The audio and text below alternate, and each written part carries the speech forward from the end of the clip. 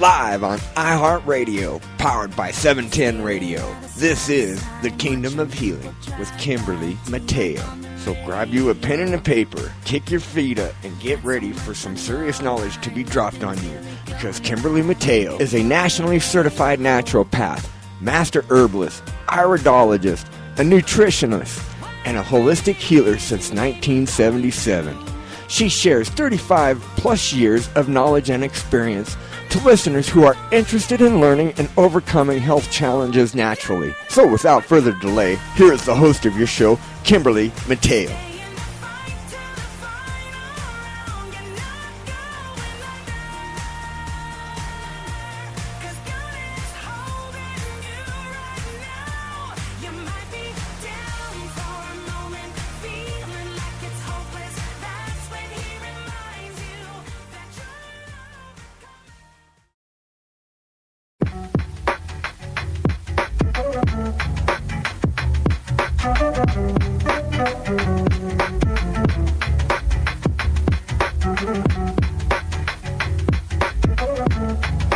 The following program is intended to educate and inform. We discuss cannabis being used as medicine, the culture, science, and controversy of cannabis and cannabis laws. We do not advocate any illegal activity. Moth Networks and their associates do not claim to be lawyers or doctors, nor do they represent themselves as such. All their comments and views are of their own personal opinion and personal experiences.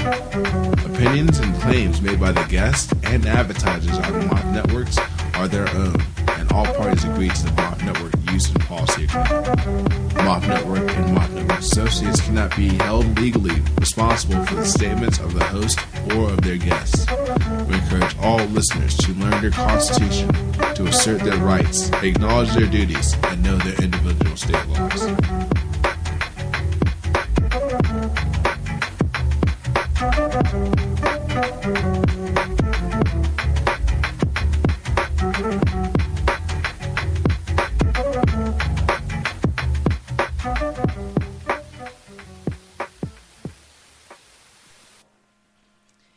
Welcome to Kingdom of Healing. This is Kimberly Mateo, and I want to continue this week with the brain and central nervous system. And we talked a little bit last week about, I talked about the brain weighing approximately 3 pounds, and it contains over 10 billion nerve cells, surrounding the brain and filling in where the brain tissue is not is spinal fluid.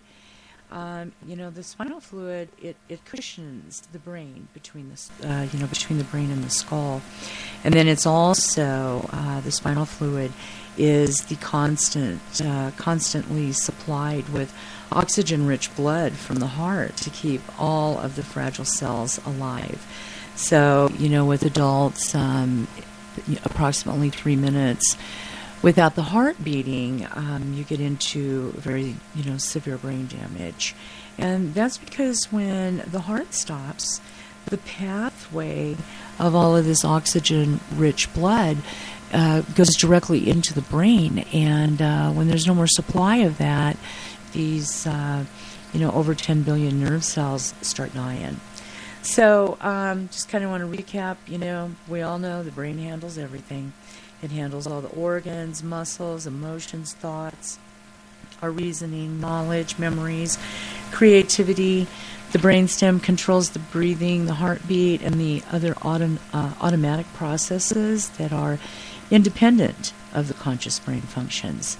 So I want to, there's so much to the brain that I wanted to do this in sections, and and really try to touch on some products today that will really help to feed the brain and get it into balance. And so I really want to talk about, save time to be able to talk about that. So I want to start with, the first part of the brain, when looking at the brain, the cerebral cortex. It's the outermost layer of the brain. and it's in between the brain and the skull. So it's that top part of the brain, this cerebral cortex.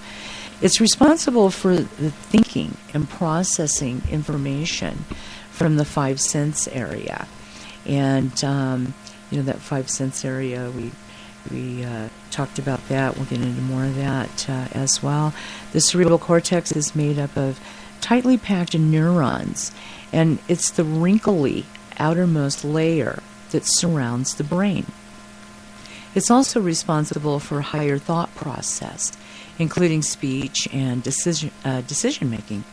The cortex is divided into 4 different lobes: the frontal lobes, the temporal lobe, the occipital, and the parietal lobes.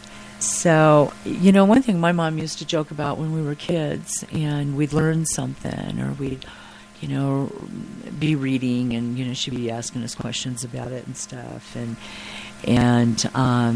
she would always make a comment that, you learn something new every day. So you learn something new every day, and you put a wrinkle in your brain. So the more wrinkles that you do have in your brain, it does associate with intelligence. So that's why it's really important to spend a lot of time with the little ones, with, fun interaction things, games, and certainly lots of reading and a lot of talking to them, and playing around, giggling, and silly talk. And I was going to say silly time. Silly time, because it may seem silly to you, but that's how they learn. That's how they learn. And it's really true that when you learn something, you put a wrinkle in your brain. So the more you know, the more wrinkles you have. And wrinkles in the brain is the best place for wrinkles to be. So that's the cerebral cortex, and then below the cerebral cortex, in the front, behind your forehead, is your frontal lobe. And the frontal lobe, it is the upper area of the cortex. It carries out the higher mental processes, such as thinking and decision making, and if you're planning a vacation or planning anything, you need the frontal lobes functioning properly in order to get that done. You use the frontal lobes every day. We use it to make decisions.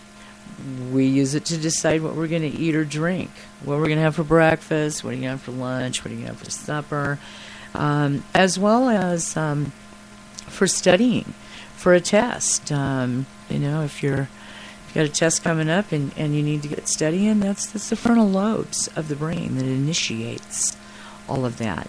The frontal lobe is also necessary to speak fluently and meaningfully. So if there is a problem with the frontal lobes, that does also affect the ability to speak as part of that. So, in the 1800s, I always heard about the story about the railroad worker who survived an accident where there was this huge iron pole that came down, and it was driven through the top of his head. And it went specifically into the frontal lobes. And so the guy's name was Phineas Gage. Okay. And it was in the 1800s, mid-1800s. And after that incident happened, well, it was a miracle that he survived it. Total miracle he survived it. But his friends and family said that after that accident happened, he had been, really an awesome, really kind guy, and very hardworking. And after that incident happened, that accident, he became extremely lazy, and he was very, very rude. And until he stayed that way until he died. The incident, though, the doctors and psychologists you know, they learned a lot by being able to see the importance and the function of the frontal lobes. So Wow. your frontal lobes sit right behind your forehead, and it really takes up a great amount of the front of the head. And The that largest doesn't part. get fully developed until about what age? 20? Oh, well, the brain is completely, totally developed when you're born. So the frontal lobes, you're constantly learning. You know, we're constantly learning, and that is part of the frontal lobes. You know, with working with the other areas, the other sections of the brain. But the frontal lobes, if, like for instance, you know, I had a multiple handicapped son, and he had a stroke in utero where the corpus callosum of the brain did not properly go and grow. And we're going to go, you know, touch on what the corpus callosum does, and it actually also, you know, produces the tissue for during prenatal life for the brain tissue to develop and to make the brain. And so with it, and with also the crossing of the left brain to the right brain, because they do independent things, you know, and that's funny. I've got, you know, some stuff here to share on the, you know, the right brain, left brain. You know, we've heard that before, you know, are you a left brain or right brain? So if you're right-handed, you tend to use the left side of the brain. Okay, if you're left-handed, you use the right side of the brain. So, And ambidextrous? well, then you're able to use a good amount of both sides of the brain. I'm ambidextrous. I'm left-handed, but I can use my right hand just as well. When it comes to writing, I do really pretty good. It's Wow. very legible. Because my youngest daughter is what I would call ambidextrous. Ambidextrous. Because Uh-huh. she writes left-handed, but she will do a lot of other things right-handed. Mm-hmm. Yeah. You know, and I do the same. And up on a blackboard, I can write just as easy with the left hand on a blackboard as I can writing right-handed. oh my goodness, yeah, see, I And can't do that. pretty much it looks the same on a blackboard. Eligible when I try to do that. Yeah. Well, you know, the right brain, left brain, if you split the brain right down the middle into two symmetrical, equal parts, you would have the right and the left hemisphere of the brain. And although they're equal in size, they're not the same. And they don't carry out the same functions. The left side of the brain is responsible for controlling the right side of the body. So hence that, you know, if you're right-handed, you use your left brain. And vice versa. So it also performs tasks that have to do with logic. So that's the right, the right side of the body. So the left side of the brain is where you get into analytical thought and logic, language, reasoning, science and math. That's the left side of the brain. Writing, number skills, right hand control. So that's the left side of the brain. You know, so the right side of the brain is where the art awareness is at. Is the right side of the brain. The right side of the brain controls left hand or left side and left side of the body. But creativity and imagination, intuition, insight, and actually holistic thoughts come from the right side of the brain. Music awareness, 3D forms, those all have to do with the right side of the brain. And it's the left and the right hemisphere that it is connected by the corpus callosum. And then it serves the body in many different ways. So, you know, one of the things is if you're told to draw a picture of an imaginary castle, and you know that thought that comes to mind, and what you're going to put on the paper, that comes from the right side of your brain.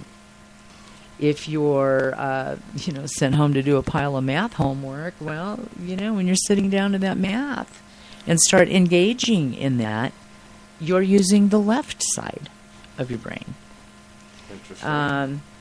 If you're sitting in school and you're daydreaming and kind of looking out the window and thinking about how nice and warm the sun is or how gloomy it is outside, if you're daydreaming when you really should be studying, or daydreaming at all, that's the right side of the brain. So that's that creativity, that's that imagination. Okay. So if you're talking to a friend, or you're listening to a parent or a teacher, or listening to, conversation, that is the left side of the brain that allows you to be able to do that. So, very cool. Very cool. So, okay, let's see here. We've got, okay, so we talked about, the corpus callosum, and I'd like to kind of follow this in a flow of, so you can kind of imagine how the brain looks. Okay. And the front part of the brain, using that right side of your brain, I want you to imagine in your head, a picture of the brain, a side view of it. And the greatest amount of brain tissue is there in that frontal lobe. So it takes up what looks like a good probably 1/3 of the brain. Okay, and then everything else is, across the top. The next one, the next part. So you've got the frontal lobes, and then the next part of the brain at the top of the head, top of the brain, which is, also that is that cerebral cortex. But right underneath that layering of the cerebral cortex, there's a section at the very top of your head that is the parietal lobe. And the parietal lobe is the upper back part of the cortex.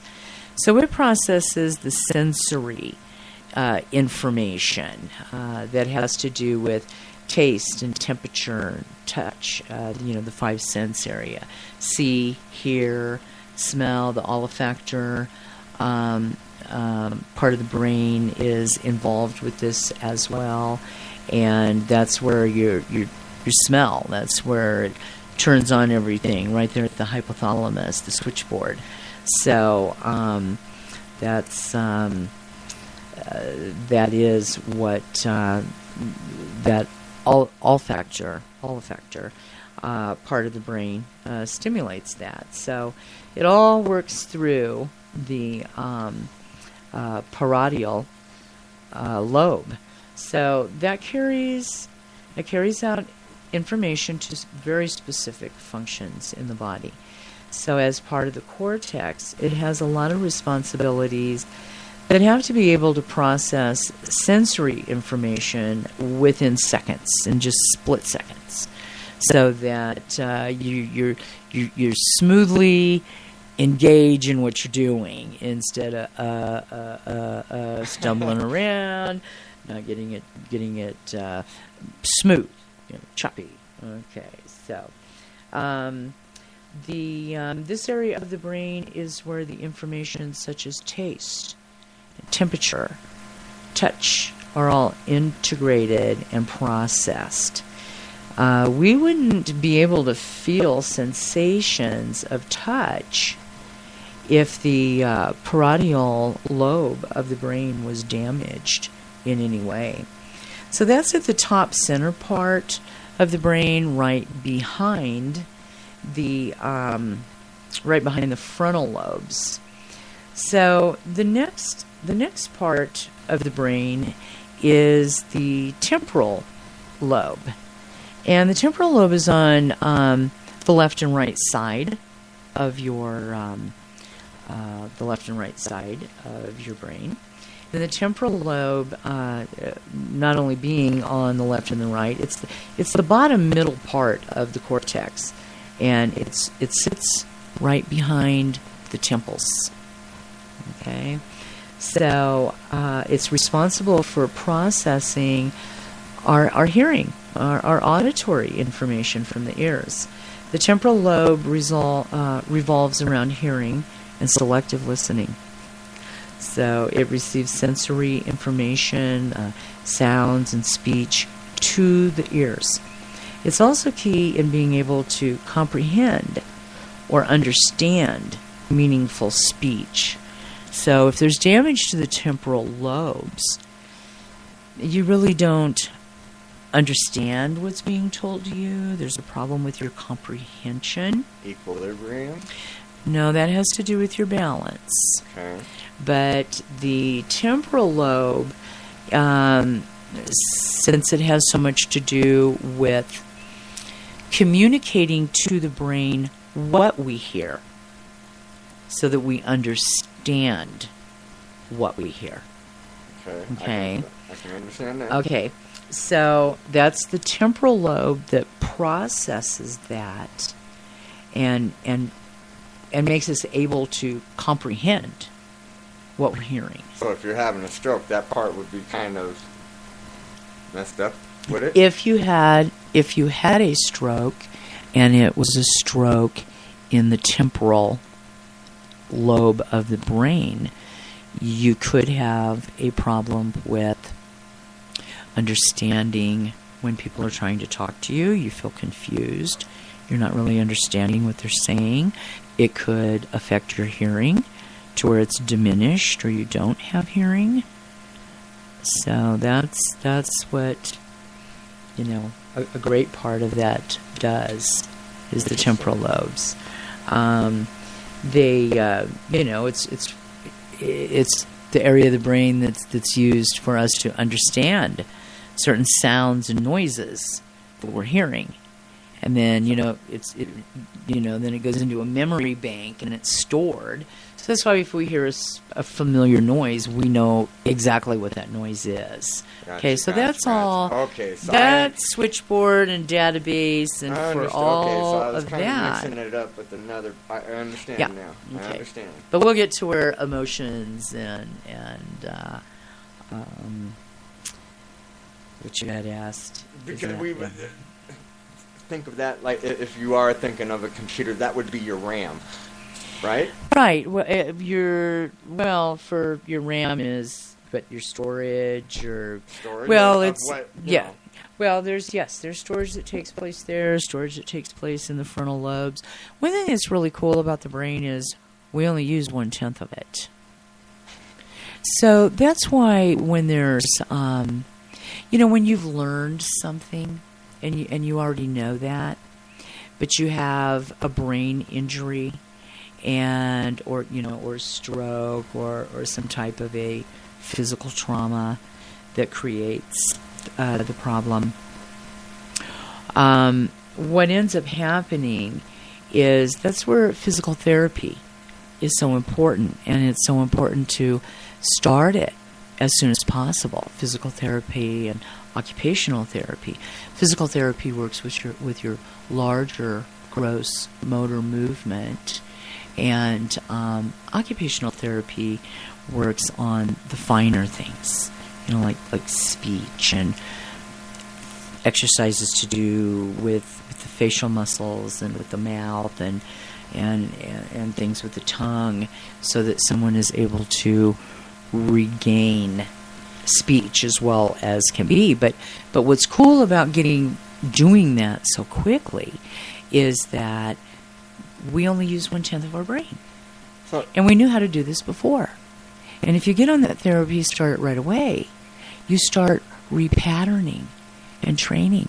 And those neurons, those messages start getting, if they can't get to where they used to go, the brain will find a different pathway to take to use a part of the brain that we normally don't use as much. That's how you can open other areas of the brain when there's been an injury.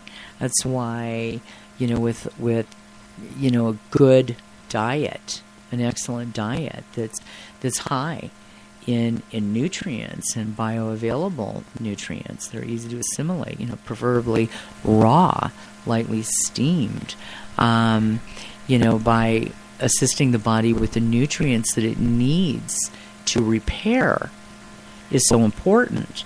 And we'll get into some, specific herbs. I talked last week about, gotu kola, and how it didn't matter where the elephants came from, Africa, Madagascar, whether they were from India, China, it didn't matter where gotu kola grows.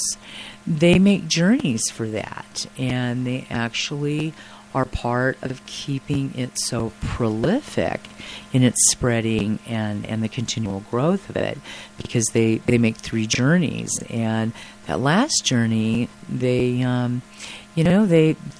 go after the roots as well, the whole plant and the roots, and they bring a certain amount of them up.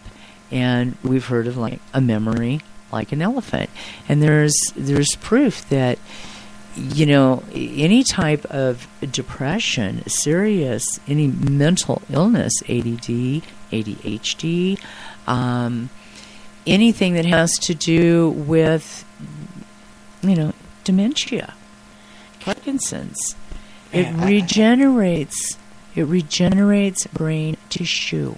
I have a stupid question. I hope it's not a stupid question, but I mean, okay, so it's how much would somebody like Albert Einstein, how much of his brain do you think he used? A genius. How much do you think a genius uses of his brain? It's more than 10%, isn't it? Or do they just really know how to maximize that 10%? Well, more than likely. And I remember looking up and reading what his IQ was one time, and I can't remember. Okay, but do you think he used more than 10%? Well, I would imagine that they do. Okay, so but it's lottie-dottie everybody on this planet, born as a human, only uses 10% of their brain. Why is that? Why do you think we only use 10% when there's so much? I mean, I don't know. Is that just how much we've evolved from the Neanderthal days? That's all we've evolved is 10%? Or do we got more? I mean, I don't know. Am I... Yeah, I don't know. I don't know. I guess, I'll have to search that out and figure it out. Kind of, I mean, that's what I was thinking. Because we've always been said that we use just 1/10 of our brain. See, and the brain, isn't it? That I mean, I know the skin is our largest organ, but wouldn't the brain be the second? No, actually, the second one then would be, from an organ standpoint, would be our liver. I think the liver is bigger than the brain. Oh, wow, I did not know that. Yeah. Okay, so you learn something new every day. The brain does weigh, around 3 pounds, which is pretty good size. So it'd probably be a toss-up between the liver and the brain. Wow, I didn't realize it was that. Wow. Maybe it is maybe the liver is our second largest organ.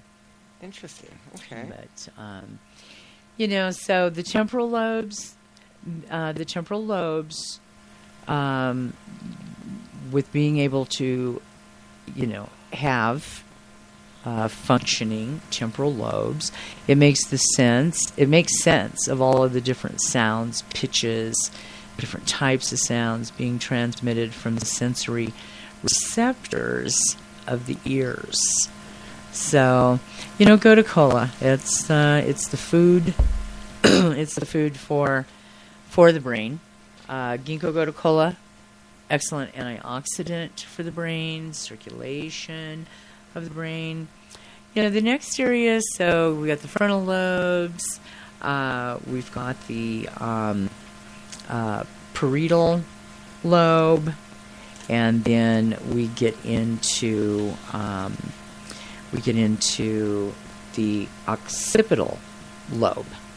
And the occipital lobe is the bottom back part of the cerebral cortex.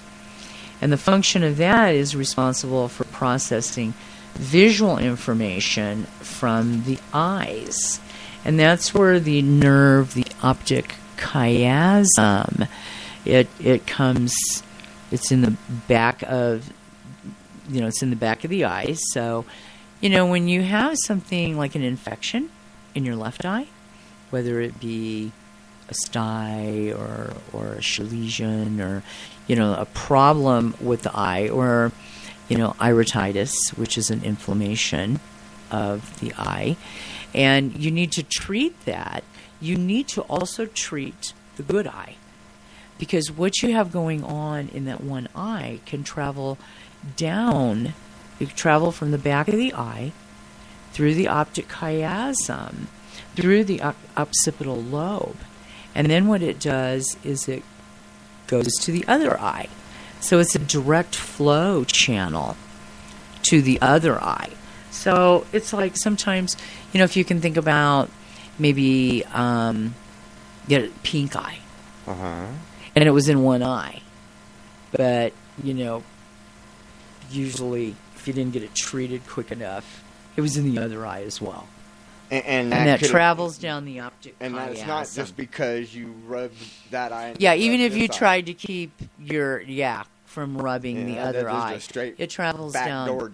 Yes, it travels down the optic chiasm. Gotcha. Okay, so the occipital lobe is important for being able to correctly understand what your eyes are seeing. So even though, like with the temporal lobes, even like, hearing noise and talk, conversation, music, whatever, you still have to process that from the eardrum into the temporal lobe, and process that into intelligent, understandable speech, or is it just, nails on a chalkboard, or, static sound? So the clarification comes in. And it's the same with the occipital lobes. So in order to understand what you're seeing, that's where that is processed. Okay? So similar to how that temporal lobe makes for auditory information, the occipital lobe makes sense of visual information so that we're able to understand it. When this is impaired or injured, if it was impaired or injured, we wouldn't be able to correctly process visual signals. So, visual confusion ends up resulting because you're not sure what you're seeing. If there's damage to the occipital lobe in the back of the head, you can go blind. Wow. If the a severe trauma to the back of the head could cause you to go blind, where your eyes are perfectly fine, it had to do with damaging this area of the brain, because that's where all the understanding and the processing and interpreting of what your eyes are seeing. Okay. Eyebright is an excellent herb for the eyes. Bilberry is another herb that's excellent for the eyes, and it's also excellent when used with gotu-kola and ginkgo, and combine those together, and you've got a way of feeding and strengthening the eyes as well as the occipital lobe of the brain. So that's the food that you want to feed those areas of the brain, and keep it as healthy as possible. Okay. Very interesting. Yeah. Berry pine with protectors and the super orac, they cross that blood-brain barrier and work with other things along the line, like the ginkgo biloba, which is real high antioxidant. So it protects brain tissue from damage, from oxidation and damage. Tygo, that is a really powerful drink, antioxidant drink.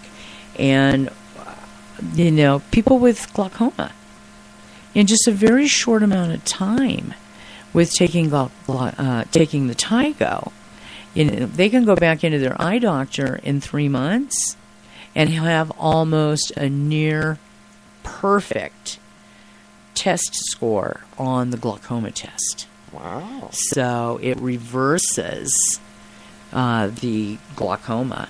Wow. So, Man, I wish I would have known that before I went into my surgeries. Yeah, you've got glaucoma? You need And plus I've had to have my lens replaced several times, and yeah, it wasn't. We need to get you on some Eyebright and some. Oh yeah, that Tygo. we went through that Eyebright. That's for sure. Yeah.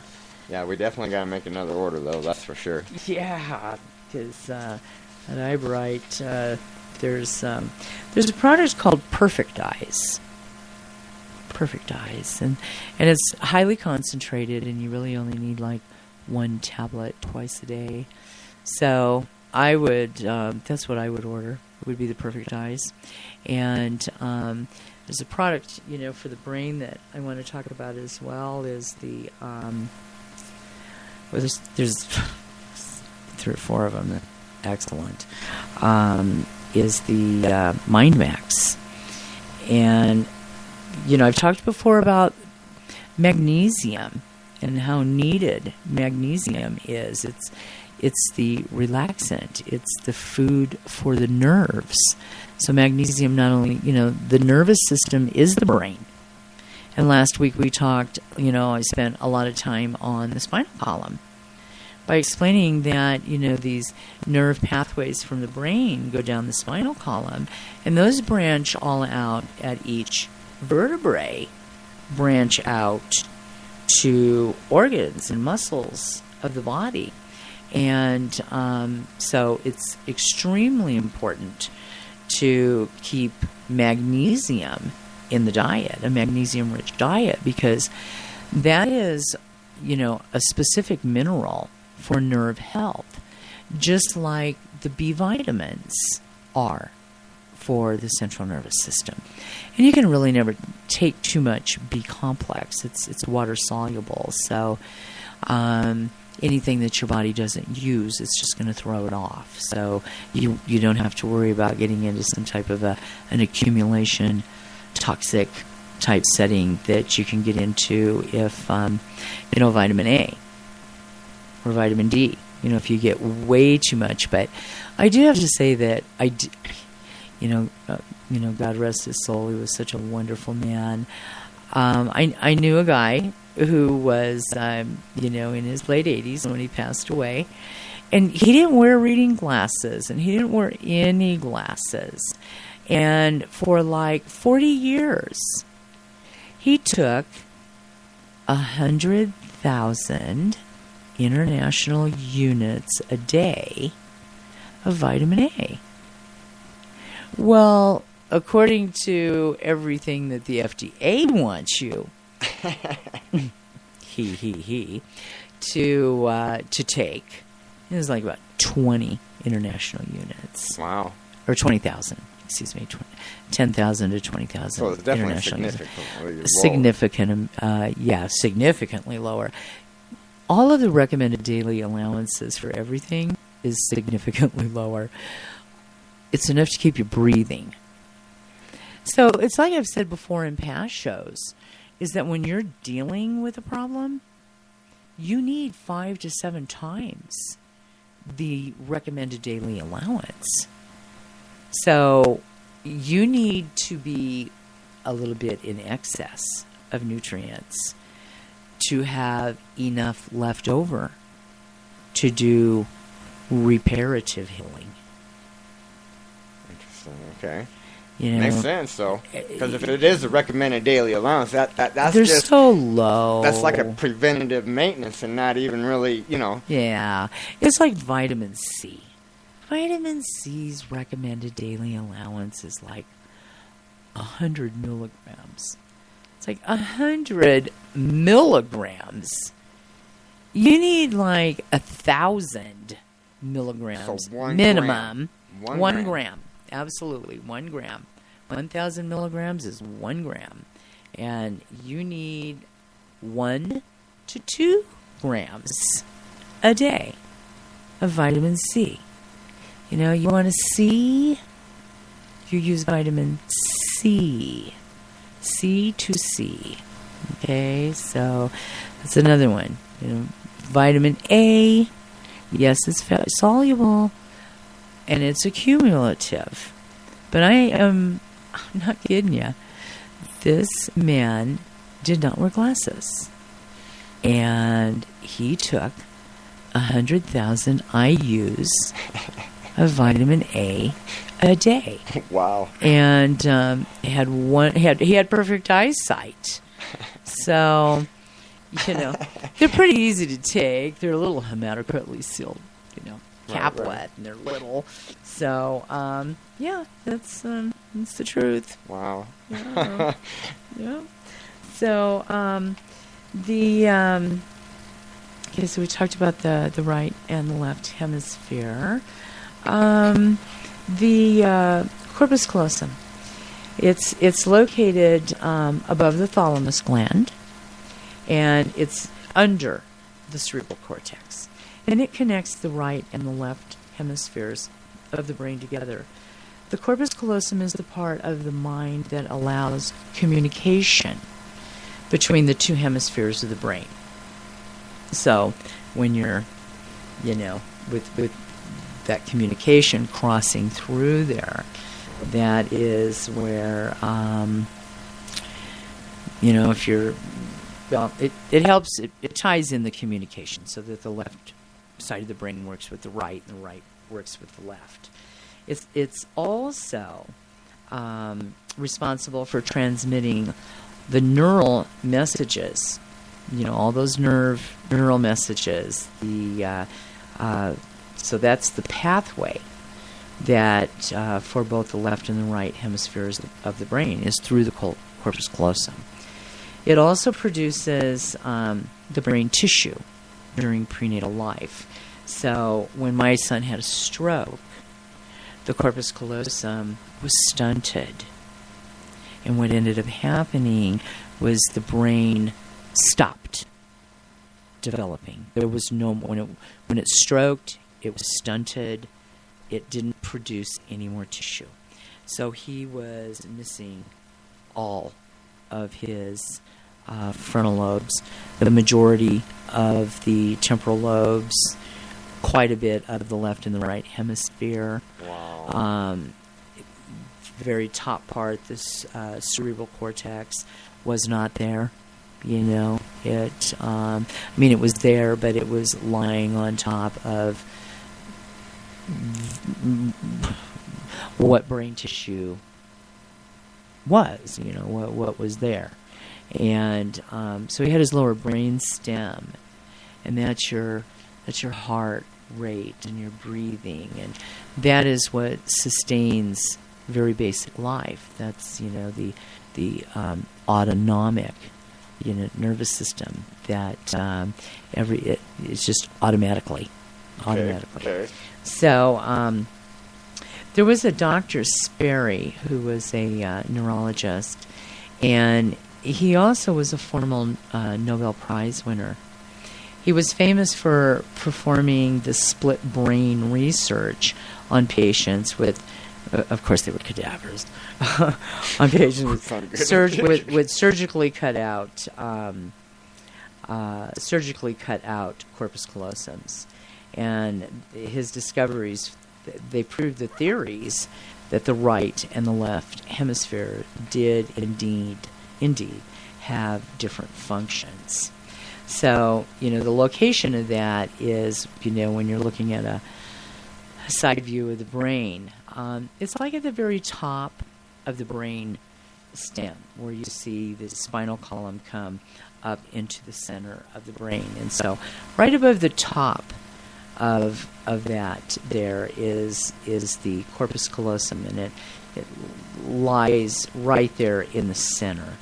So the next area of the brain is the medulla oblongata, and that's the lower part of the brain stem.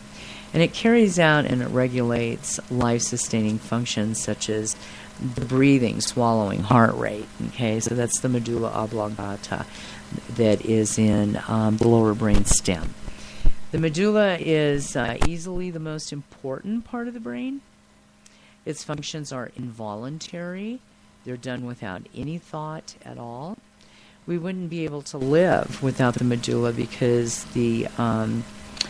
all of the crucial tasks that it performs, including regulating blood pressure, breathing, part of its, as part of the brain stem, it also transfers neural messages from the brain to the spinal cord. So, when you have an injury, we talked last week about the atlas and the axis, and then you had your cervical vertebrae, your C1, C2, C3, C4. So, that top part of the spinal column, this lower part, this medulla oblongata, the lower brainstem, it communicates those messages. It takes, from what you see with your eyes and what you hear, what you decide at that split second to do, that and if it's going to involve, walking or raising your arms or opening your hand or whatever, it has to process that message from the eyes, from the ears. Excuse me. And process that and transfer that down from the brain to the spinal cord.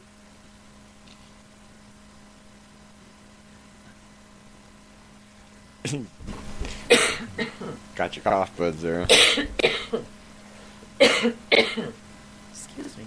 You're fine. You're fine. Man, I need a cough drop. Oh, I wish I could help you out there.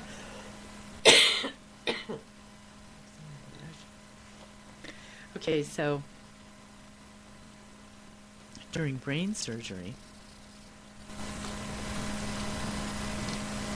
this is really an important spot of caution and expertise when they're doing brain surgery and they're close to the medulla. You can't have anything happen to the medulla. Right. Anything. Nothing. You can't have anything happen to the medulla. Damage to the medulla is the hardest to fix because of so many functions that it carries out. So to damage a little bit can compromise by taking a lot from the patient. Wow. As far as, walking, talking, thinking, everything. Wow. So, depending upon what area is injured, because it's so complex. So, man, I tell you, because you talk about that, and the first thing I really thought of is, a lot of those brain surgeries, you're awake. What's up? Ooh, that's scary. Yeah. That's scary. That's scary. Oh my goodness. Well, everything is majorly being monitored. Yeah, because they're able to tell now through PET scans. They can ask you a question, and in a PET scan, they can see that area of the brain light up. So they know that in order to process whatever it was they said to you, and then you're thinking, and it goes to different areas, it's really pretty cool. I mean, you don't want to use all their equipment all the time, especially things like a CAT scan because of the radiation. 400 times that of a chest x-ray. But, there are things that, the medical field is responsible for, some cool equipment that, you are able to understand and see where it goes and how it processes through the brain. So the next area of the brain is the cerebellum, and that's the lower part of the brain, and it's below the pons. There's two pons, the left pon and the right pon. And that's responsible for your balance, the cerebellum. Balance and coordination of the muscles and the body. The cerebellum is one of the most identifiable parts of the brain due to the unique shape and location of it. It kind of looks like a triangle. It's triangle in its shape, but it kind of looks like maybe some broccoli. Some broccoli lying down, to where it's, positioned, cut into a triangle. So that's kind of how that looks. That's the cerebellum, and it's extremely important for the health of the cerebellum, in the sense that it helps us to perform every voluntary task that we do during the day. So damage to the cerebellum, you're not going to be walking, you're not going to be riding, you're not going to be able to keep your balance with any damage to the cerebellum area of the brain. So it's involved with every single thing that we do with purpose and intent. So it's also essential to being able to stay balanced and upright. So patients who have suffered damage in the cerebellum, they struggle with keeping their balance and maintaining proper muscle coordination. So, if you want to run in a race, in a marathon, you wouldn't do this very well. It would be extremely difficult.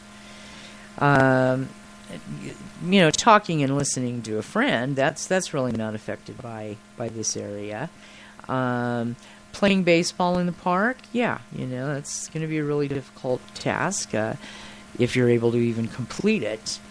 The other thing, swimming or diving would be a difficult task.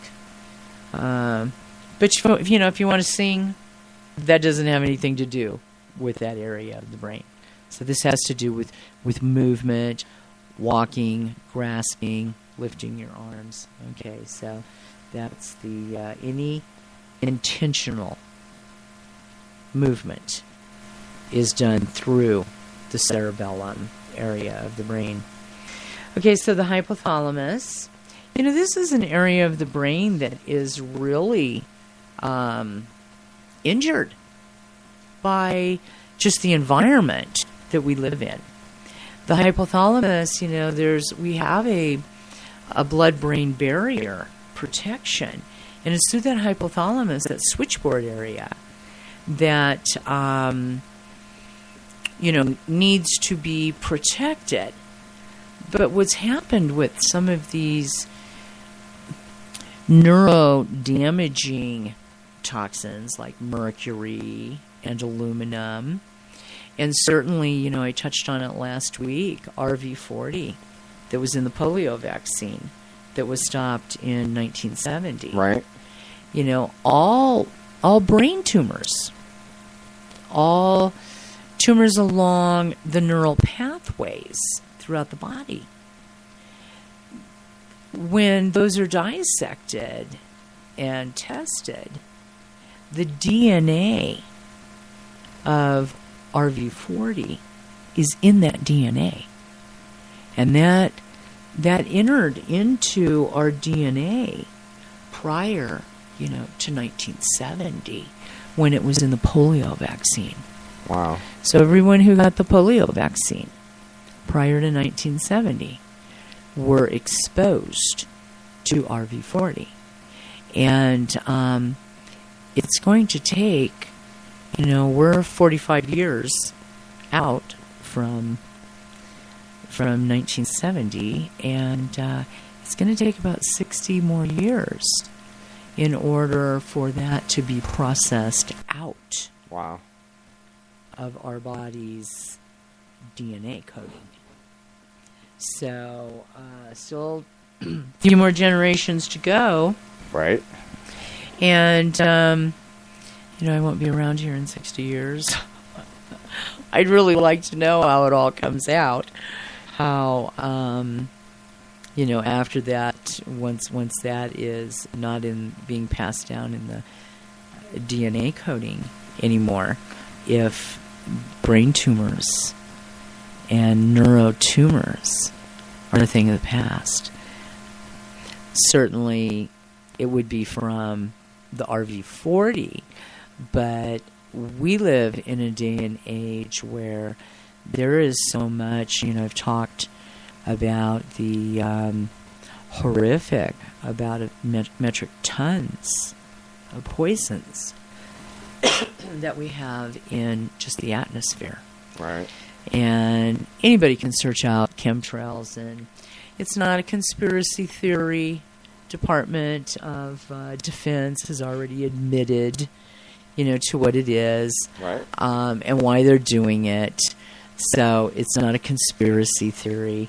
The things that look to the sky, all of that stuff that's crisscrossed up there, they're not from the jets that are taking off and landing from your local municipal airport. Right. And what is put in the air is a profound amount of toxins. And they're the invisible ones. It's disturbing. The trickle down effect. The trickle down onto, the humans and the animals and the ponds and the lakes and the grasslands and the fields. I mean, it's very, very sad. And what happens with these things that are in the water, the fluoride and chlorine and ammonia and all of the other unmentionable things that the pharmaceutical industry is throwing, is now saying, don't flush pharmaceutical drugs down the toilet anymore. That was just the main thing that they did. That was just standard procedure for decades, to just flush prescription medications down the toilet, and then they make their way into the waterways. Well, they're now saying, the EPA is now saying, whoa, wait a minute. The water's extremely high in estrogen.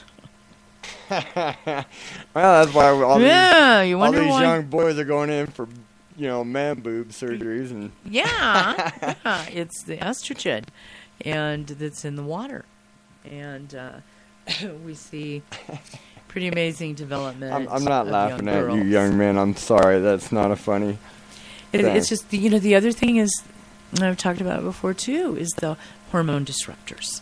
The styrofoam. Having a hot beverage in a styrofoam. And then you look at that hot beverage in the styrofoam, and it looks like there's an oil slick. Yeah. So there's a grease slick on the top of it. Well, those are all of those chemicals. Yeah, nasty stuff. From the styrofoam process of making it that are being released into your hot beverage. And certainly don't stick it in a microwave. Don't use a microwave anyway. But the thing is certainly, if you do microwave, I do not advocate microwave. It's like, it's bad. Don't do it. Pull a stainless steel pan out and heat it up the old-fashioned way. It's like, or pour a glass of really, hot water, and if you can, put it down in the hot water and warm it up that way. So, but I can't advocate the microwaves. What to do? Yeah, and so anyway, but there's, there's the chemicals from there that are hormone disruptors. So this throwing things into our waterways now, like I had mentioned before as well, with hospice, hospice now will take all of the medications that were left over and put them into a gallon Ziploc bag and pour in that some rubbing alcohol and call it good and throw it in a dumpster. That's where a lot of the medications that are being discarded, especially through hospice, is what they're doing. Wow. So yeah, not safe at all. Not safe at all. So anyway, the toxins in the air and the food, and the food, the NutraSweet, Splenda, those artificial sweeteners are neurotoxins. The food dyes. Right. Those chemical food dyes and preservatives. And what they do to the neurotransmitters, they're neurotoxins. They excite the cell to death. Okay? Just think about that. It's a toxin. It excites the cell to death. Wow. To where the cell dies. So, damage, all of this being taken in damages the hypothalamus. And it allows the toxins to make their way to the brain by damaging the hypothalamus. So you have to be careful what you're eating. The hypothalamus is your protection to keep toxins from the outer world and in your food making their way to the brain. But that hypothalamus has been worn down. It has taken on such an onslaught of toxins that it has weakened, and there is the ability now for toxins to make their way directly into the brain, where that really wasn't happening 100 years ago. So take a look around. I mean, what you put on your skin, what you're breathing, all the way to a lot of those candles that are bought and plug-ins and all these. That all goes back to those synthetic scents, which makes up the greatest majority of the essential oil market. The vast majority of the essential market is the synthetic oils, and they're toxic. Wow.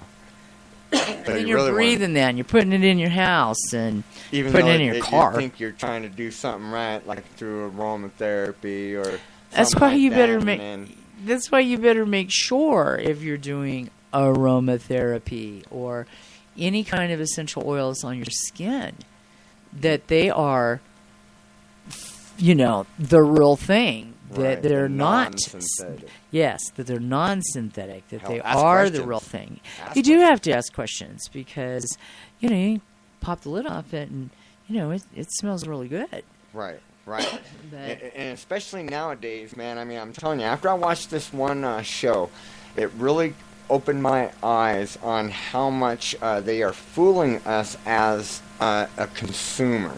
And because there is this company out there that, I'm telling you, a lot of these major food companies Use go them. to them, Uh-huh. and they can tell them, okay, I want this smell and this taste, and this company come up with the synthetic taste and smell for exactly what you asked for.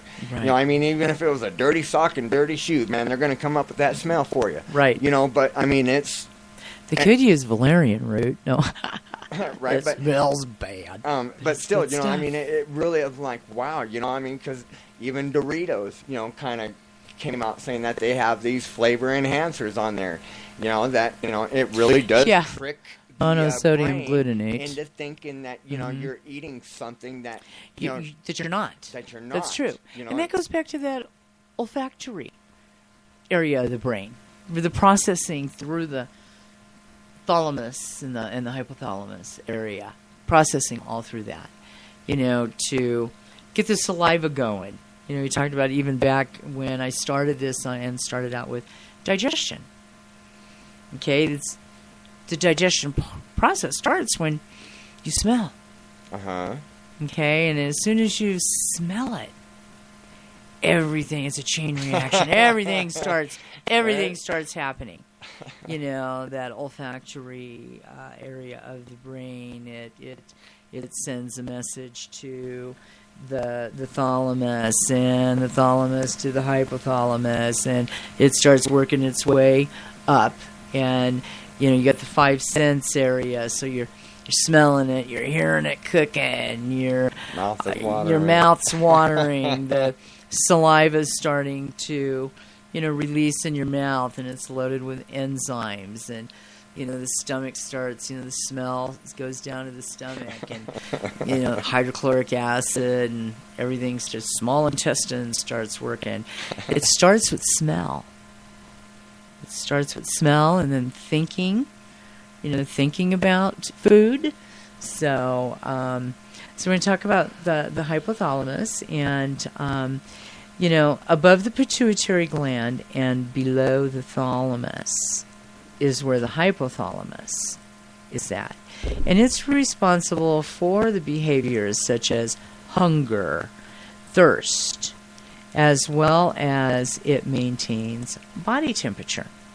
The hypothalamus is mainly responsible for motivational behavior. So, if you can't get somebody up off the couch, if you're dealing with a couch potato, you need to maybe take a look at feeding the hypothalamus area. Okay. Because if there's a problem with motivation, it's coming from the hypothalamus area. Or depression. Well, could that be? Well, I mean, because maybe that would be a different part of the brain. It's another gland, and it's coming up. It's the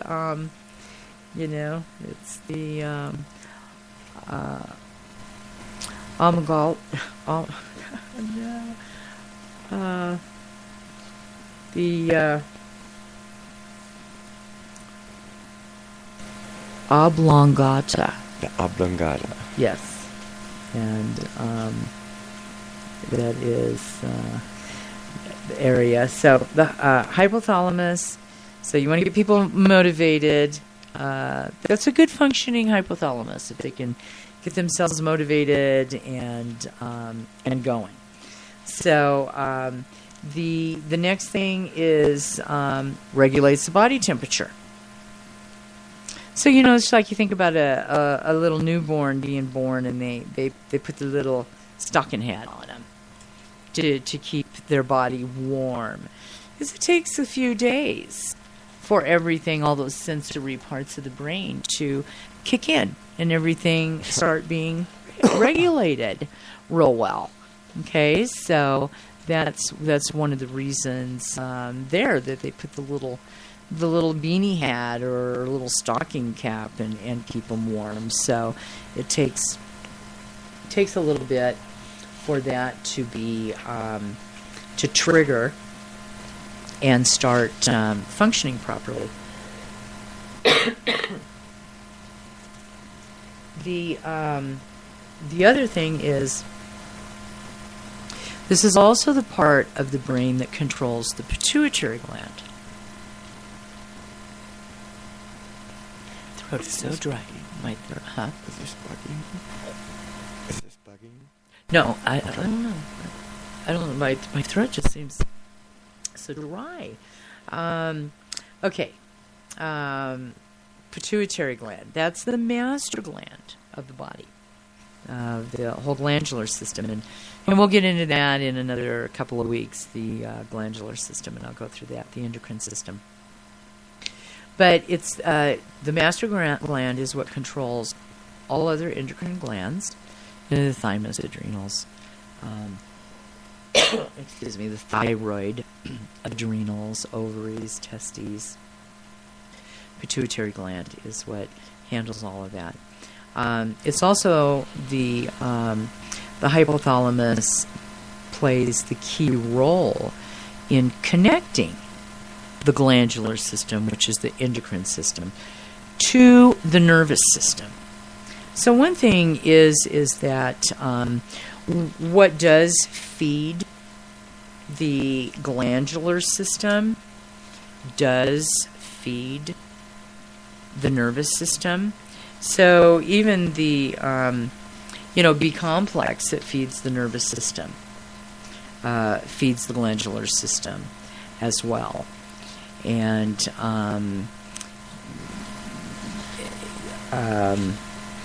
so the valerian root, which is used for the nervous system, it's high magnesium.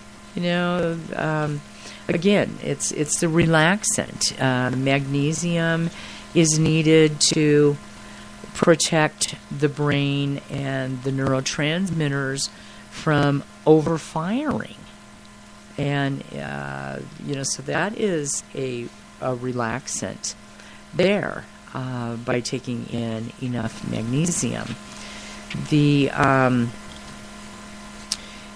glandular system, with the communication there with the nervous system, is extremely important as to the, sending the messages as well from the brain to the glandular system, telling the thyroid when to release thyroxine, which, the thyroid is so responsible for the metabolizing of toxins and the breakdown of toxins in the body. So it's not uncommon that people with pituitary thyroid problems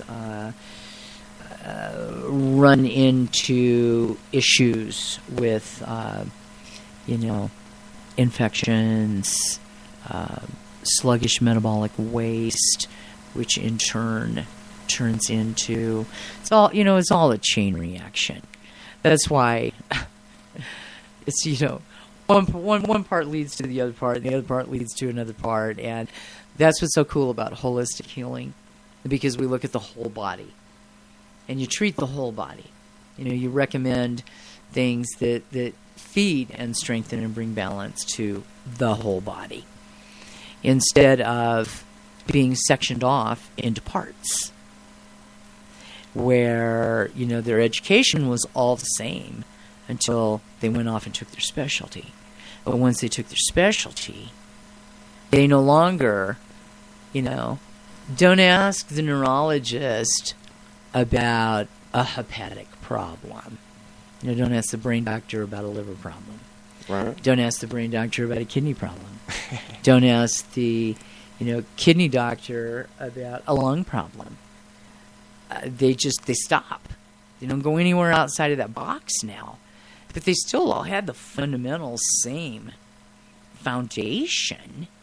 But once they kind of claimed that specialty, you really can't seem to get the specialists to communicate on anything that's outside of that realm. Yeah.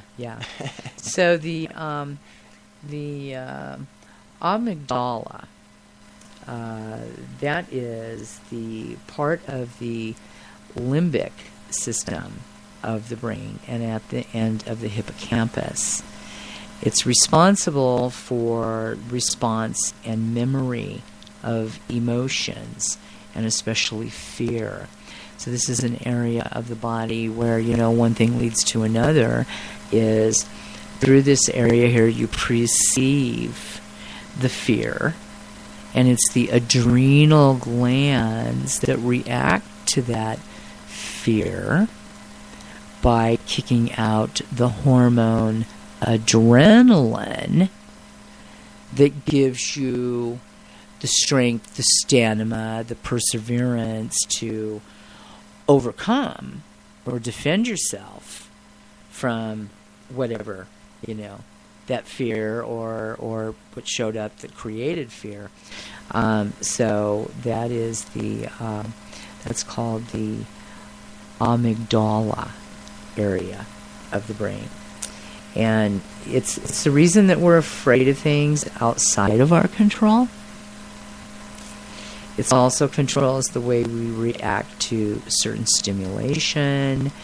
It's the area of the brain that controls how we react to a certain event that causes emotion whether it be happy or sad, and how we see things that are potentially threatening or dangerous. It's like, no, I don't want to walk over that swinging bridge where, wow, the bottom's a long way down there. It's like, I call that a real fear. But that's the area of the brain that is responsible for processing that. So, go ahead. So what you, because I love to rappel. I love to. Oh, do you? Okay. I love skydiving. So, but I remember, it's always that you're looking over the edge, boy, it's a long ways down, but then it's that, that first step that, that adrenaline rush. Knowing how to it's the harness adrenal that. gland that goes, yeah, we're going to do this. Or like, I'm gonna overboot him some adrenaline. Yeah. And then as he's flying, he's going screaming, yeah, I love it. Yeah, it's adrenaline. But, there's been a lot of studies that have been performed and research on, a procedure where a thin wire is inserted into the brain to remove or to terminate an area, a part of the brain. And when they have removed the amygdala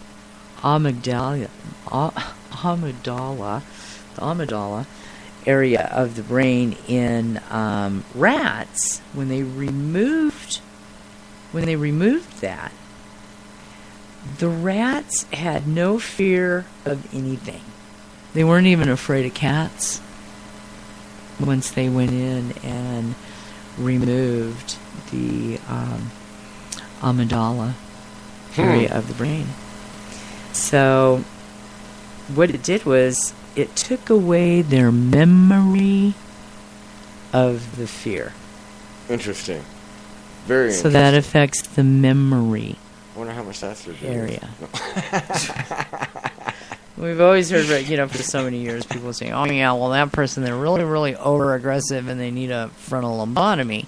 Well, look what happened with Mr. Gage. When the old, pipe come through the frontal lobes of his brain. He was a laid-back, peaceful guy, hard worker, and he turned into, a real crunchy dude. Wow. It's amazing. Ended up with, he was rude and lazy. But, rude and lazy. I bet you, though, because of that, he did not understand that he was rude. He probably didn't even know. He probably didn't, yeah. Yeah. Well, and the thing is it was just something that he just couldn't control. Right. That's why it was probably... That's why, we have patience and, empathy for the people who are mentally ill. Because, we think about, it's amazing how disregarded people can be so many times with mental illnesses. Right. But we don't, people don't treat people like that if they have cancer. Cancer is acceptable. And I heard, 35 years ago, one of my mentors had made a comment about how cancer was an acceptable way to die. I don't believe that one. And I just really remember just sitting there thinking, wow, that's pretty heavy. But you know what? After these amount of years, we don't know. We don't know what that person what their path in life was like. Because... And sometimes people don't want to live. And therefore, what the mentor said was true, that it's an acceptable way to die. Some people, it's like, they don't want to fight. They don't let it take its course. Life's been painful. I understand that part. Mm-hmm. I understand that part. But Okay, you know, I mean, when did it become acceptable in our history? I wonder. Well, that I part. just think that, you know, I've had people who have come to me with, you know, their loved ones that are ill. And only really just a few, because I pretty much tell them, the person who's sick, if you're not willing to get on board 100%, I can't help you. Right. I can't Right. help you. Because I've watched over the years, you know, family members do absolutely all the right things. And they couldn't change the attitude of their loved one. You know, when they're coming at you with a green drink, you know, a juiced green drink that they think absolutely tastes horrible.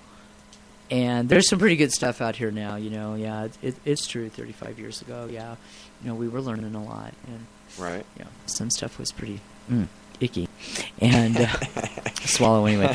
God bless my dad. God bless my dad when he had his lymphoma. He drank juiced cabbage. He never consumed cabbage after that. I bet. Hey, you But know, hey, it was like But it worked. it worked in less than 90 days, closer to about 60. He got a clean bill of health. Wow. Very Yeah, nice. yeah, Very nice. stage 4. So cabbage, lots of cabbage. Wow. And, you know, lots of other things too, you know, but ooh, cabbage. It doesn't taste so great. But yeah, so I have over the years, I have seen people who, you know, their loved ones, you know, they just don't have the attitude. And my dad was like a trooper, you know, really positive and loved the Lord and loved his family and loved his grandchildren and his great-grandchildren. And, you know, he wasn't going anywhere. And that was his attitude. Doing what I know I need to do, and but I'm not going anywhere. See, yeah, I wish a lot of more people would have that attitude. You know, I mean, It's an important your attitude attitude- to have. I'm It is gonna your say altitude. Yeah. There you know, go. I mean, Your attitude is your altitude. You can achieve great things with the right frame of mind. oh, sure. It's amazing. You're you know, not 'cause, going to get there complaining Beca- about everything. you know, haven't they said that, you know, okay, that's the reason for placebo test, is it not that? To see if you can mentally imagine yourself getting well. And you can you can. not? Because you can imagine yourself to death. Yes, you Can you not? Mm-hmm. So, I mean, That's why with a disease, I mean, wow. You really just don't speak it with your lips. You don't bring it into that conscious awareness. I mean, what are those type of? I know there's a word for it, but like, you tell this person, "Oh, I'm sick with this," and then suddenly they're sick. They're with sick that. with it. And I mean, it doesn't matter. I mean, it could be 5 different things, you know. But you know, and And if you what add a is lot that of called? pop and potato chips and, you know, just garbage food to where you don't have the nutrients for, you know, cellular regeneration and for areas of the body to get healthy and well. Yeah, you know, the are you talking about hypochondriac, is that what it is? hypochondriacs. Okay. You know, where they think, you know, they just get into panic. And they think they have everything, and then pretty soon, you know, they start getting sick. and that's straight up, Mm-hmm. you know, brain. So I mean, wow. Exactly. It's amazing. That brain's an amazing thing. But I'm gonna let you keep on going because I got a comment to make, but I'm not gonna make it until the end of the show. The hippocampus. The hippocampus is next. That's also part of the limbic system, and it is in each temporal lobe. It's responsible for processing long-term memory and emotional responses. It's in the hippocampus. It has a unique shape. It's similar to that of a horseshoe. And it not only assists with the storage of long-term memories, but it's also responsible for memory of location of objects and people. We would not be able to remember how to get home. We'd get lost going home if we didn't, if the hippocampus did not function properly. And the hippocampus is also the area of the brain that is first affected with Alzheimer's patients. Interesting. Okay. So we know that with the research that's being published right now, we know that, we've always known that the brain is comprised mostly of fat. Less than, coconut oil. All the research and scientific studies, there's, over 65 of them here just very recently in like the last couple of months. And there's more and more of them being published on the benefits of coconut oil and of turmeric, the curcumin, on what it does on from an antioxidant standpoint, and from also a standpoint of helping with cellular regeneration of brain tissue, and then again, the brain being comprised mostly of fat. Coconut oil. Coconut oil. So the extremely important to get that into your diet. Alzheimer's, they're having a lot of success with Alzheimer's that are taking in a tablespoon a day of coconut oil and taking in curcumin, the turmeric. I love the taste of it, the curcumin. It's not hot. It has a really, really good a wonderful taste to it. And my friend who is, who gave me some stuff to help Aaliyah with her double pneumonia a few weeks ago, it's cordyceps, which is a fungus. And Chinese medicine uses cordyceps in a lot of their traditional herbal remedies.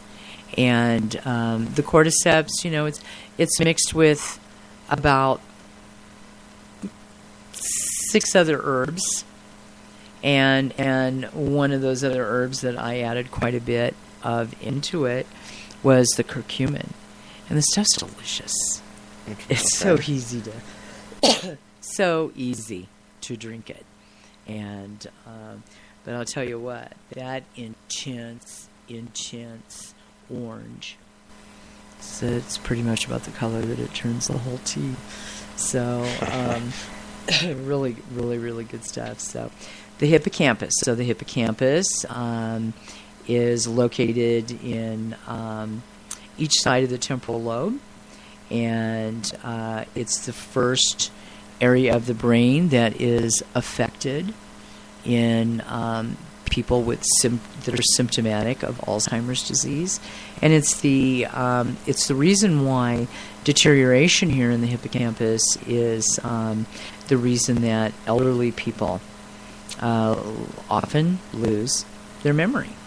So it's been proven to have any damage in this area, and you're going to have a problem with long-term memory, and you're going to be getting lost a lot. You hear about people with Alzheimer's who are lost. So long-term that's memory. That so this would also take, like if you have an event happen that for some reason your brain blocks, and you may not remember it for... Yeah, you got a problem with your hippocampus going on.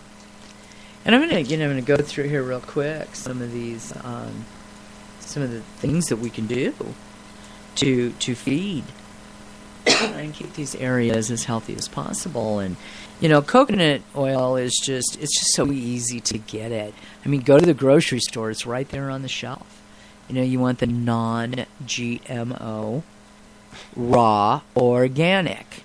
I'm wondering. You know what? For some people, is that a good thing? I mean, if they're blocking some memories, I mean, it's a good thing to make it healthy and unlock them damn things. But you want the brain healthy. Well, I mean, I understand Yeah, that. unless, I'm just, okay, so like maybe PTSD or something like that. Is that what you mean? Sure.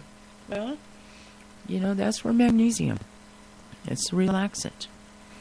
The the product MindMax has a type of magnesium that is accepted immediately and crosses the blood-brain barrier into the brain. And that's what quiets all that over-firing of the neurotransmitters. Okay? Okay. So, very, very, very important.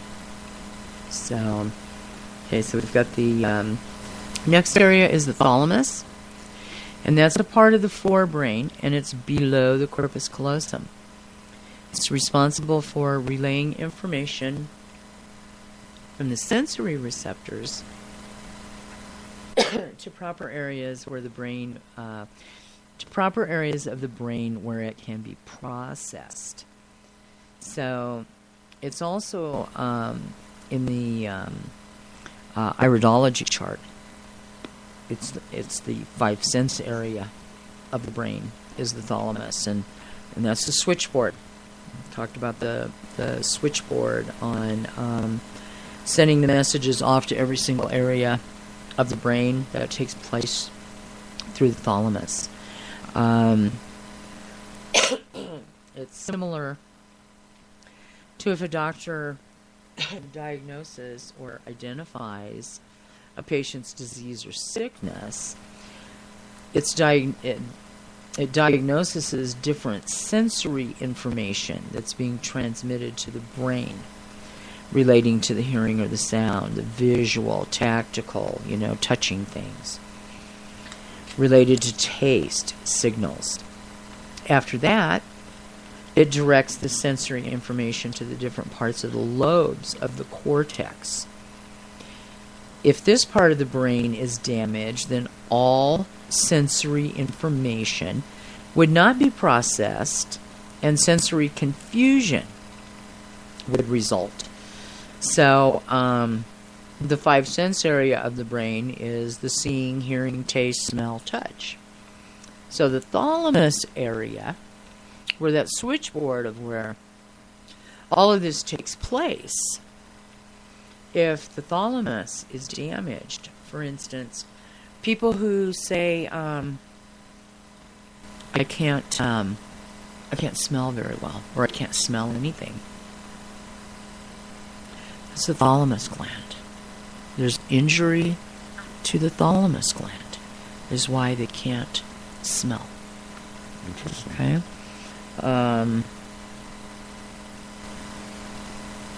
So the next area of the brain is the pons. And it's the area of the hindbrain that sits directly above the medulla. That connects the upper and the lower parts of the brain. So the pons is where the connection of the upper and lower part of the brain takes place. It serves as the messenger station between several areas of the brain.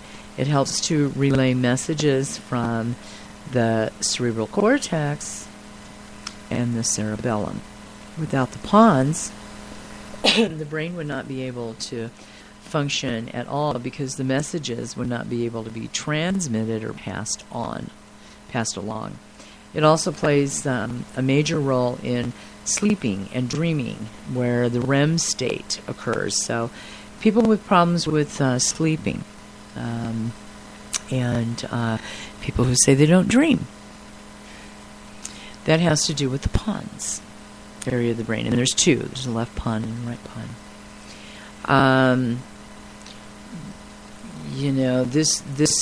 This area here for REM sleep, a deep sleep, and if you get into a deep REM sleep, you'll dream. Okay, that has to do with the pons. There's a lot to do with balance as well with the pons. If both pons are affected, you can still function with one pon.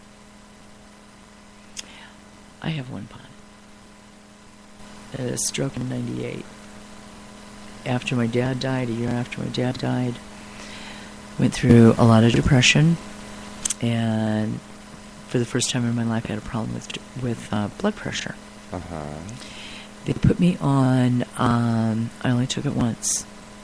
They put me on. It's a real common blood pressure medicine. Atenolol. Okay. They put me on atenolol, and they told me to take it before bedtime. I took one tablet before bed.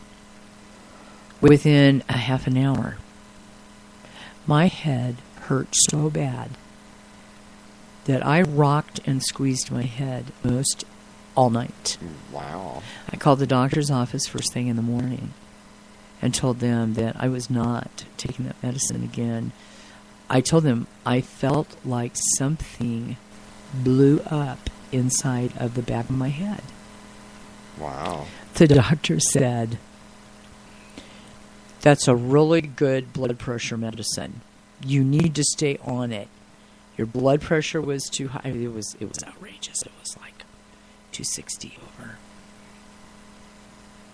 210. Wow. It was like blow a cork. Right. Blow a cork. Yeah. I told him, I said, I am not taking that medicine. I'm not even going to hold it in my hand. And, you know what?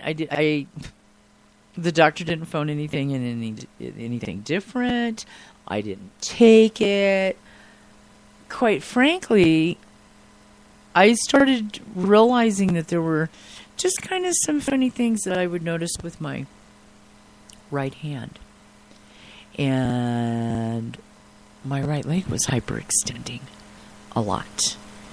And which would result in hyperextending and falling. And, you know, I did end up telling the doctor about it. Nobody put two and two together. I kept saying, you know, I look down and I'm holding my hand weird. And somebody who holds their hand like that is out of stroke. The doctor just blew me off. And since I'm a naturopath, I can't order CT scans or MRIs or anything like that. And I told him, I said, you know, I think maybe I've had a stroke. And he insisted there was absolutely nothing wrong with me. Do you know, that was in 1998. In February 2010,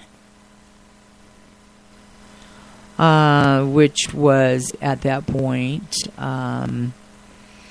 over 11 years after it happened, I finally had one doctor who pretty much would listen to me when I would talk to her. And I said, you know, I've been dealing with this stuff, but I have eaten copious amounts of ginkgo gotokola, bacopa, flaxseed oil, omega-3 oils, DHA, lecithin. I have really bathed my nervous system with what it needed, and these symptoms are pretty much, they're gone. But I think what happened was I had a stroke.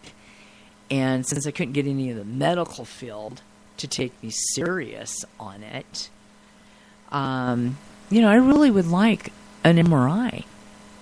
So she thought, you know what, that's reasonable, she orders an MRI, and the radiologist says, wow, she has no left pawn. It's totally gone. It just looks like a black lake there. It's old. That's old. That happened a long time ago. Says, yeah, I'll tell you when it happened. It happened in April 1998. Wow. That's when it happened. Oh I took one atenolol. And That was April 1998, and this was February 2010. Wow. 12 years later. Wow. And one pond, you know, I know I overcame it and did as well as I do because of all the ginkgo gotukola bacopa, all of the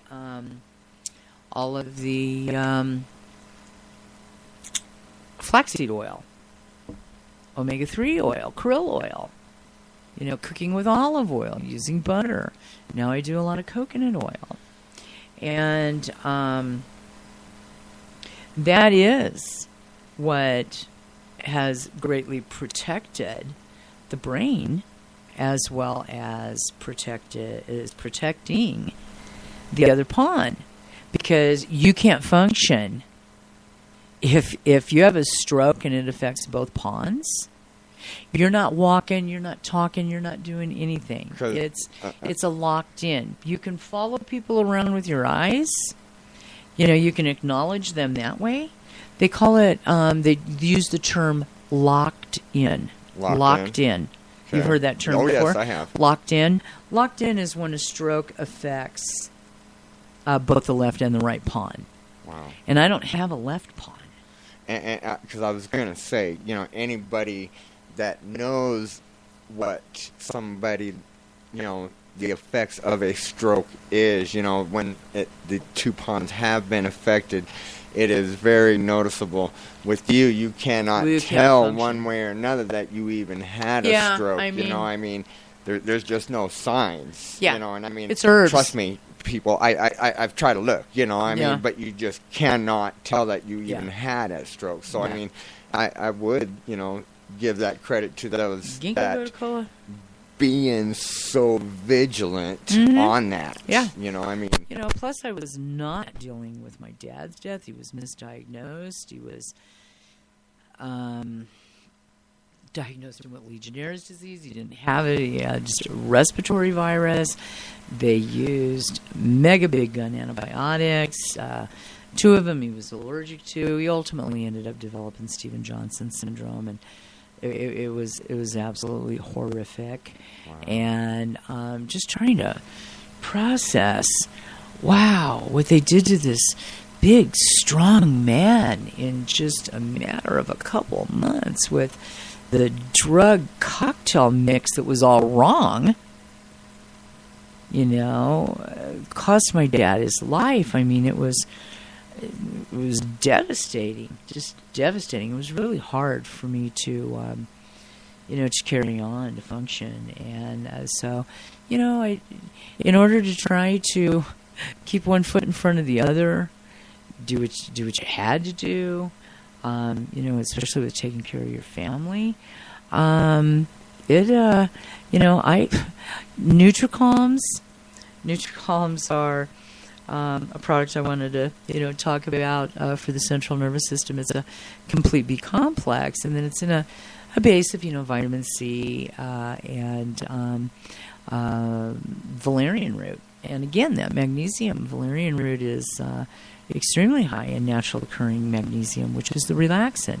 Valerian root is what Valium was made from for, you know, decades, until they were able to completely create it 100% from a synthetic source, which is why it's toxic, and, you know, 10 of them will kill you. But 50 valerian root, you know, you can have really stinky breath, you know, back to the sense of smell. And, you know, you said something about dirty socks, dirty tennis shoes, locker room. That's about what the valerian root smells like. But that's in these Nutricalms. You know, the recommended daily dose is like 2 of them twice a day. Wow, I was chewing them up.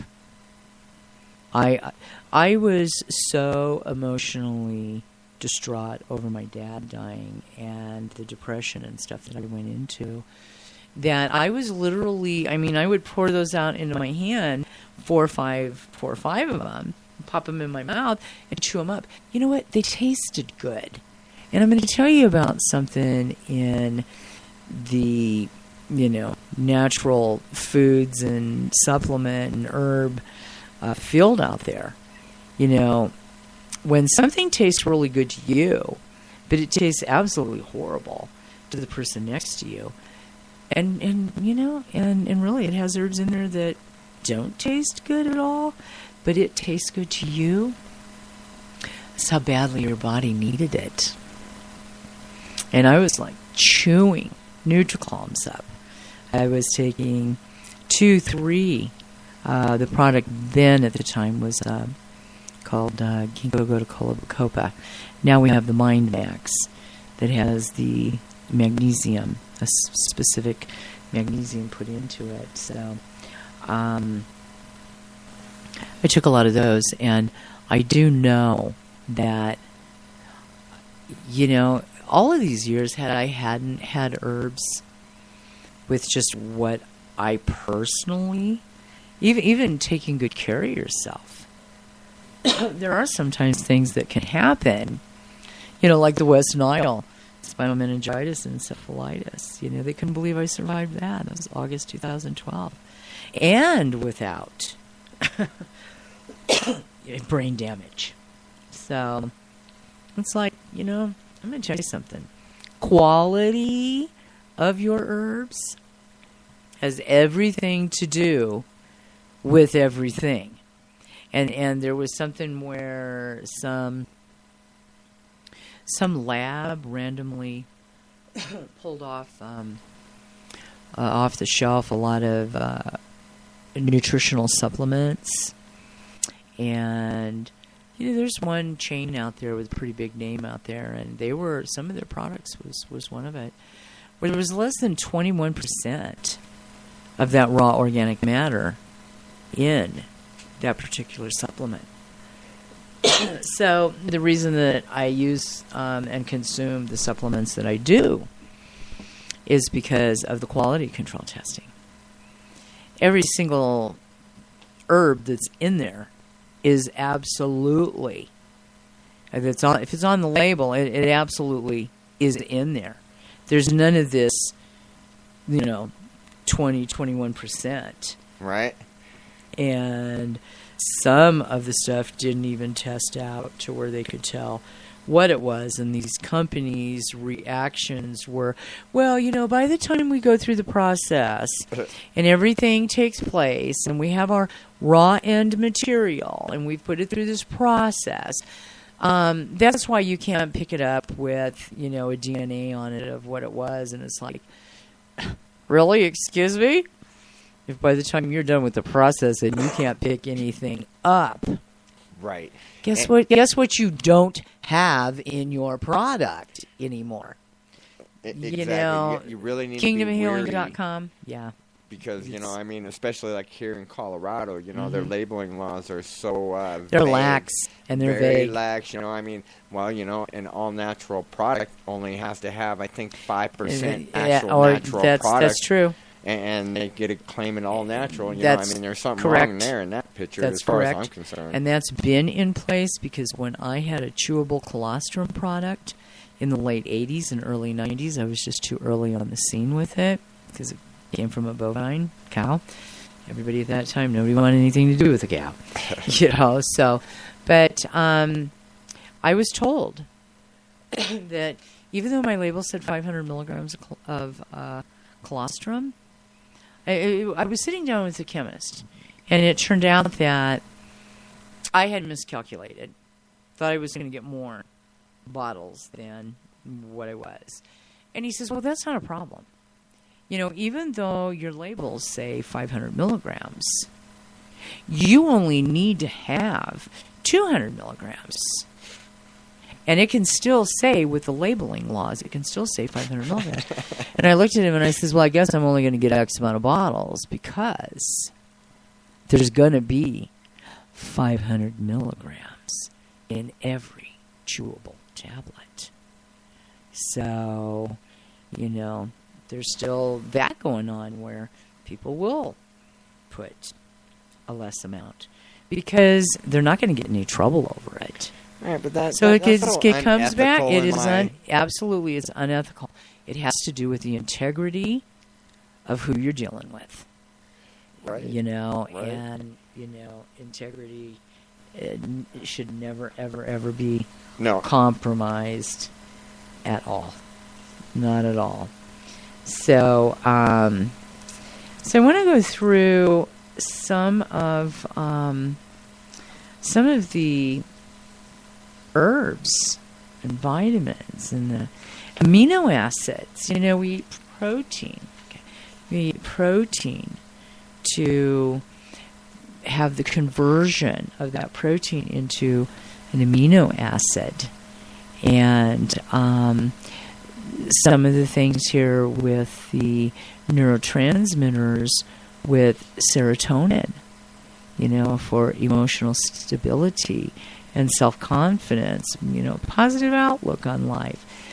Emotional flexibility. We go through a lot of stuff, a lot of ups and downs in a day. I don't know about you guys, but I know sometimes my weeks can be exhausting. Throw some teenage and adult grandchildren into that. Right. And, it can get wild. That's where the sense of humor comes in as well, Right. and that has to do with serotonin. It's a neurotransmitter. There's 5-HTP. But there's things that you can do. L-tryptophan. By consuming. Turkey is an excellent food source of amino acids, but pretty high on the tryptophan. So L-tryptophan is the is the amino acid for serotonin. 5-HTP, that's another one. If you're deficient in that serotonin, those are the people that are real negative all the time, and they're depressed, they're sad, worry, anxiety, low self-esteem, excessive, guilt, feeling guilty about everything, They can also be a perfectionist to the point where, OCD, where they drive you nuts.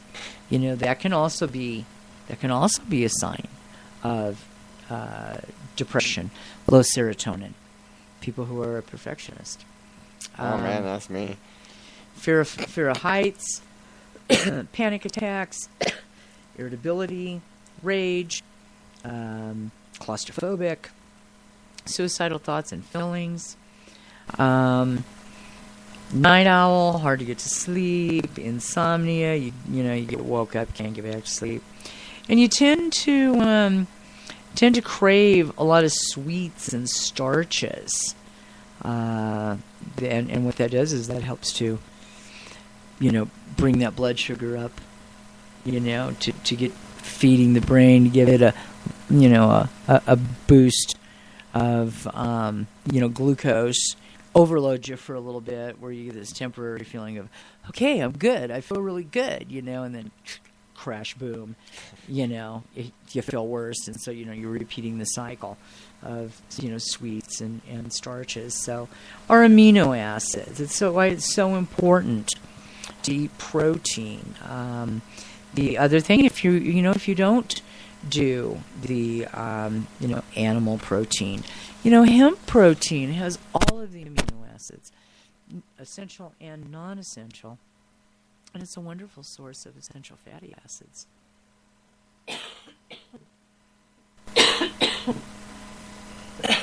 Excuse me. The other thing is seeds and nuts.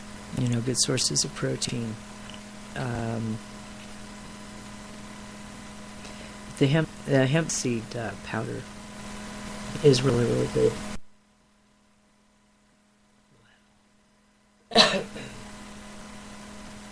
Okay, so I've mentioned Mind Max, and I want to talk about that a little bit. Wow. Yeah, well. So, excuse me for all this coughing. My My throat is just like, it just keeps like getting really I feel bad that I don't have hard candies here, but I guarantee you by next show, I'm going to have some hard candies here just for... There just might be something here in the room that's maybe... That could be. I mean, we turned the fans off. And, It could make cough. man, Drag over my I air feel purifier. bad now. No problem. Okay, I want to talk about, because we're almost out of time here. And I want to talk about MindMax. I've mentioned that a couple times. And, it's a specific magnesium, a L-thionate. And this type of breakdown of this magnesium is highly absorbable source of magnesium that's real easy to cross through that blood-brain barrier, and it increases the brain's magnesium level. So the MindMax is used for supporting brain function and memory, as well as concentration. It not only has the magnesium L-threonate, it has gotu kola, bacopa, ginkgo, and those have always been known, and we talked about the elephants and the eating the gotu kola and memory like an elephant, plus longevity. They live to be 75, 80 years old. Research has also shown that it increases the circulation of the brain. It is a powerful brain booster. And between the ages of 20 and 90, the average person loses 5 to 10% of his or her brain weight, with the accompanying loss of memory, attention, and other cognitive functions. So research shows that a decreased number of nerve synapses, that's the connections between the nerve cells. That's when the synapses, when they're jumping around and communicating with each other. A decreased number of nerve synapses may be responsible for cognitive decline. And magnesium is what plays the most important role in that nerve synapses. So MindMax is, an extremely important product. And then, you think of not only Alzheimer's, but Parkinson's disease. It has to do with, that rigidness and not the flow and being able to, the temporal lobes of the brain as well. So, going through all of that with the brain, we still feed it the same way. And that's the brain foods and the nerve foods, which are the B-complex and the herbs, the ginkgo, the gotu kola, the bacopa. There's also a product called Brain Protex with huperzine A, and that combines protective herbs, antioxidants, and essential fatty acids with an impact for memory loss, to help increase cellular regeneration to prevent memory loss. It helps to boost mental acuity. It also protects the brain from free radical damage. Ginkgo supports the circulation in the brain. Memory, alertness. There's alpha-lipoic acid in here, and that is extremely beneficial for long-term memory. It also has the antioxidant lycopene. It also has the a few Chinese herbs in there that help with the acetylcholine, which seems to be the indicator of overall memory function. So what it does is the club moss, which is something that Chinese medicine uses, club moss. What it does is it slows down, and it will either slow down or prevent the breakdown of the acetylcholine. And acetylcholine we get from lecithin. That's one of the constituents of lecithin. and it is extremely important for brain health and cognitive health of the brain. The next one, we've got so many kids with ADD. We've got obsessive compulsive disorders, and I want to go through real quick on the focus attention. GABA is another product. There's spirulina in the GABA. That has a lot to do with the neurotransmitters on relaxing them, stopping that overfiring of that. But back to the focus attention. This particular product is in capsules for those who can swallow capsules in adults, but they also do it in a powdered form for children because we have so much autism, we have so much ADD, ADHD, we have depression, a lot of depression with children as well. And this focus attention, what it does is it's a special formula that is protects the undesirable side effects caused by drugs, exposure to toxic chemicals, food additives, pesticides. Focus attention combines nutrients required for a quiet, balanced mental activity. I have put children on this product and adolescents, teenagers on this product, and one of the amazing things, their response is that academically, within about a week, 10 days of taking it, they told me it's like a light went on. And all of that they really couldn't understand and process, they got it. Interesting. They got it. Finally that 10th time of going through a specific math equation, they were able to retain and be able to understand and be able to carry that on and do that with the next problem. So big difference in hyperactivity in the classroom. So a lot of good things in that. Products I recommend are on kingdomhealing.com. You can also find them on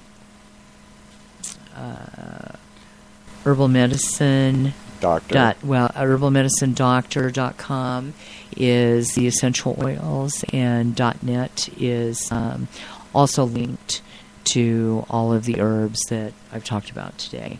Yeah. So Right on. next week. No, excuse me. Next week. Oh, God, my throat.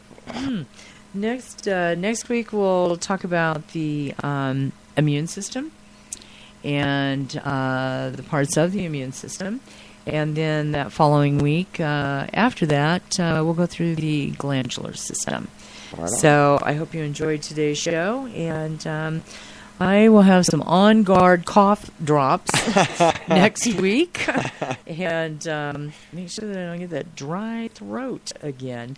So until next week, you all have a blessed week, blessed, safe, and be back next week, same time, same channel. Take care. Stay well. Stay well.